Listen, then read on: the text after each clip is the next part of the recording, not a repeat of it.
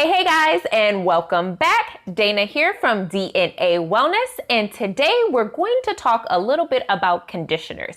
Whether it's leave-in, rinse out, hair masks, what's the difference, and how do we know when and how much to use? So if that's what you're interested in today, stick around to the end of the video and let's chat. So we'll get right into it, and first we will talk about number one, conditioners that we rinse out. So what exactly is a conditioner? Why do we use it? When do we need it? So here's the reality. When we shampoo our hair, or even if you know me, I do a lot of rinses for my hair. What is going to happen is you're going to strip your hair a bit, right? I find for my hair, shampooing seems to strip it just a little bit more than a rinse. So I actually enjoy doing rinses a little bit more. I talk a little bit about that in my book, Kinky Locs. If you do not have a copy, why not? Make sure you get a copy because I go into detail as to why I use rinses. But regardless, whether you use rinses or shampoos, you still want to condition your hair. So what does it do? Just what the word tells us, it's conditioning it. So it's going to add a little bit of moisture and it's going to add some hydration to the hair to protect those follicles from after stripping from the shampoo or rinse. So here's the thing when we talk about conditioners. You want to wash them out, right? So on your conditioner, generally it'll say leave it in for 1 to 2 minutes and rinse out. So if that is what the instructions say, that's what you need to do with it, okay? So those are the first type of conditioners, and in general, you would do this every time you either shampoo or rinse your hair. So the thing when we talk about conditioning the hair is, why do we want to rinse it out? Well, here's the reality, right? Because it's going to add extra product and a coat to the hair, even when you rinse it out, you want to make sure that you don't leave it in longer than what is necessary. So again, if the instructions give you a time frame to rinse it out, you want to listen to that. What could be the drawback if we don't do that? Here's the reality. If we don't rinse it out when it's supposed to rinse out, it might do more damage to our hair than actual protection, which defeats the whole purpose, right, of the conditioning. And as a result, you might not get the penetration of other products or other things that you're trying to do to your hair. So if it says rinse out, make sure you rinse it out. Number two. So now let's talk about leave-in conditioners. So leave-in conditioners are your conditioners that recommend for you to leave it in. So why are these different than regular conditioners? So with your leave-in conditioners, most of the time, they're gonna actually be a little more lightweight than your actual conditioners. So as a result, you actually want the key ingredients in your leave-in conditioners to penetrate deep into those hair follicles so that it can make it more manageable, more workable, and any style that you do afterwards, it actually is going to help bring it out a little bit more. It's going to have it last a little bit more. A lot of leave-in conditioners are amazing when it comes to keeping down frizz or other unmanageable ways of the hair.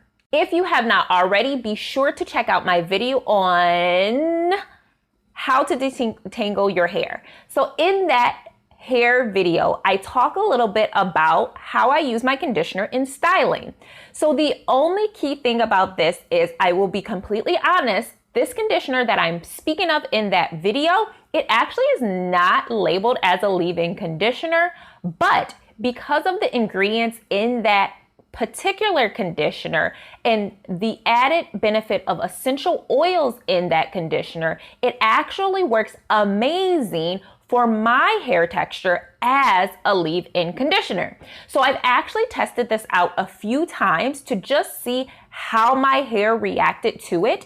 And what I found, because the essential oils are in that conditioner, it actually drives the aloe vera and the flaxseed that I put on afterwards deeper into my hair follicles, and it allows it to moisturize and last just a little bit longer. So thus how I use a leave-in conditioner.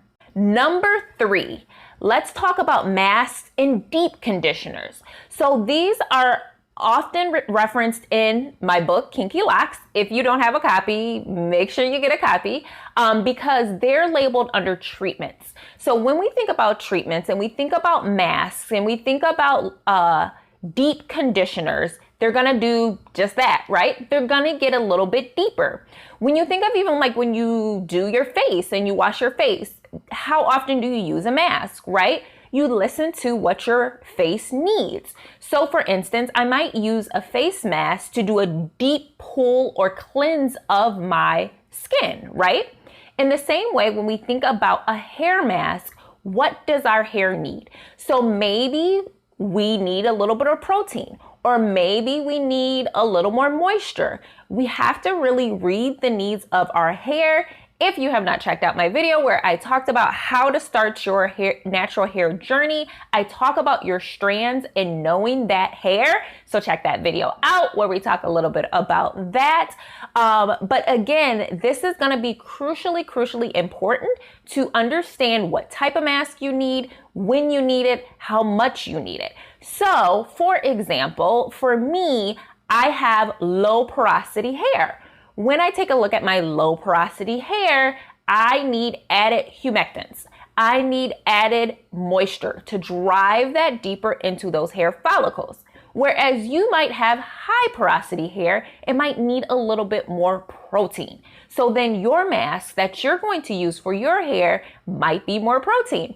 And the reality is a lot of times you're gonna go back and forth between both the hydration, moisture, as well as the protein. Again, listening to your strands and listening to your hair. So there you have it. So conditioners, whether it's rinse out, whether it's leave-in, whether it's hair mask, that is exactly how you'll use them, how you're going to best treat your hair. I can't tell you really how often you need to use each.